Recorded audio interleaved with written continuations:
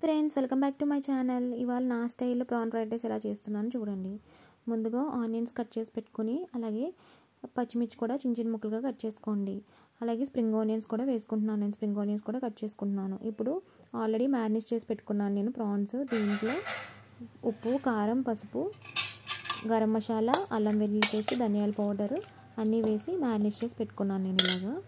ఇప్పుడు స్టవ్ మీద పాన్ పెట్టుకొని దాంట్లో ఆయిల్ వేసుకొని ముందు మ్యారినేట్ చేసి పెట్టుకున్నాం కదా ఆ ప్రాన్స్ అన్నీ దీంట్లో వేసుకొని బాగా ఫ్రై చేసుకోవాలి.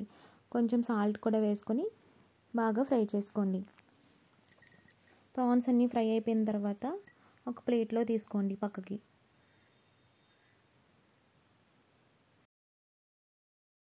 అదే పాన్లో ఆయిల్ వేసుకొని బాగా హీట్ అయిన తర్వాత అందులోనే పచ్చిమిర్చి అలాగే గార్లిక్ చిన్న చిన్న పీసెస్గా కట్ చేసుకున్నాను అవి కూడా వేసుకోవాలి. అలాగే స్ప్రింగ్ ఆనియన్స్ కూడా యాడ్ చేసుకోవాలి.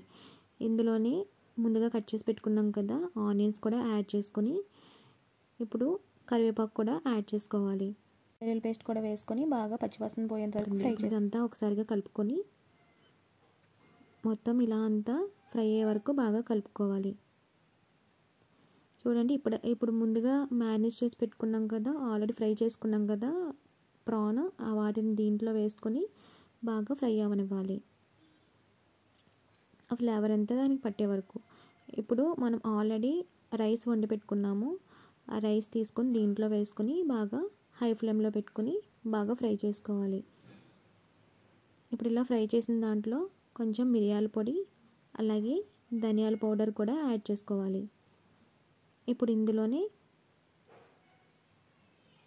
సోయా సాస్ కూడా కొంచెం వేసుకొని ఇందులోనే సాల్ట్ అలాగే కారం కూడా యాడ్ చేసుకొని బాగా అటు ఇటు ఫ్రై చేసుకోండి.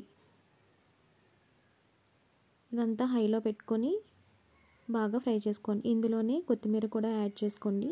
ఇదంతా ఒకసారిగా మొత్తం కలుపుకొని బాగా ఫ్రై చేసుకోండి. చూడండి ప్రాన్ ఫ్రైడ్ రైస్ రెడీ అయింది. నచ్చితే లైక్ చేయండి, షేర్ చేయండి, సబ్స్క్రైబ్ చేయండి.